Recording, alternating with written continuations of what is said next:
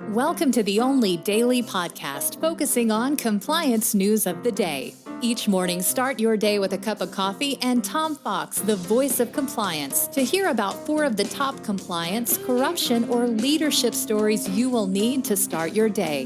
The Daily Compliance News is a production of the Compliance Podcast Network. July 16, 2020, What's a Little Flattery edition. First up, from the New York Times, Walmart, the world's largest retailer, will now require customers in the United States to wear masks in the store. So what's Bubba going to do? Is Bubba going to follow the rules, or is Bubba not going to and throw a temper tantrum because they have to wear a face mask in Walmart? It's going to be interesting to see how Walmart's customer base reacts to this, but the new rule goes into effect Monday, and it's a strong statement about wearing masks in public spaces at a time when the issue has become very politicized.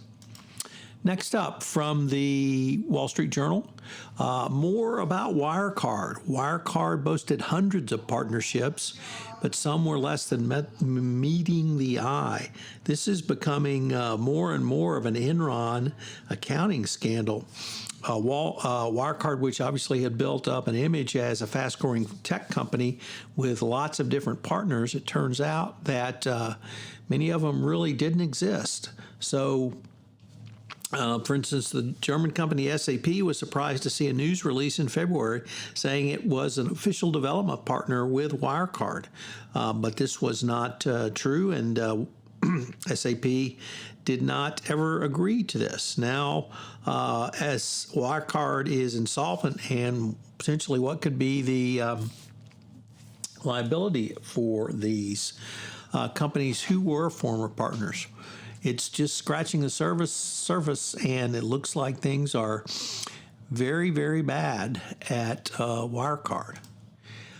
Next up, the state of Virginia adopts the nation's first coronavirus workplace safety rules after labor groups complain that the Trump administration has done nothing, which is no surprise because that would be something that would benefit workers. But the state adopted workplace safety mandates, and the state's Safety and Health Codes Board adopted emergency temporary standards, which will require businesses to implement safety measures to protect people from being infected at work. Companies could face penalties of up to $130,000 if they violate these. The policies prohibit workers suspected of having coronavirus from showing up to work, require companies to notify workers of possible exposures to infected coworkers within 24 hours, and include mandates about physical distancing, protective gear, sanitation, disinfectant, and hand washing. So it's going to be interesting to see if the Trump administration attacks these regulations and actually tries to get them overturned. Probably not surprising, though. And then finally, one of the oddest stories, what's a little flattery?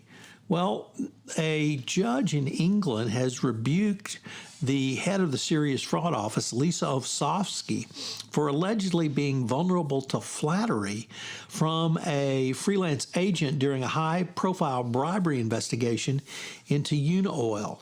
Judge Martin Beddoes said that the SFO head and her senior colleagues had taken the bait from an American agent acting for the prominent Ashani family, which ran Unaoil, trying to get them to back off from the Assanis and go after the lower-level employees who actually engaged in bribery and corruption, although the Assanis did engage in bribery and corruption.